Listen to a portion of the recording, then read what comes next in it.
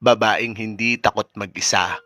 Kapag ang babae marunong sa buhay at madiskarte, hindi yan takot maiwan ng lalaki dahil kaya niyang dalhin ang sarili niya. Kahit mag-isa siya, lalo na yung babae na dumaan na sa panluloko ng isang lalaki. Kahit ilang beses pa yan umiyak at masaktan, patuloy pa rin yan sa buhay dahil lalo siyang pinapatibay ng panahon. Kaya nakakabilib yung mga babae na hindi takot harapin ng lahat kahit mag-isa lang siya, kahit maiwan pa siya ng taong minamahal niya ng sobra.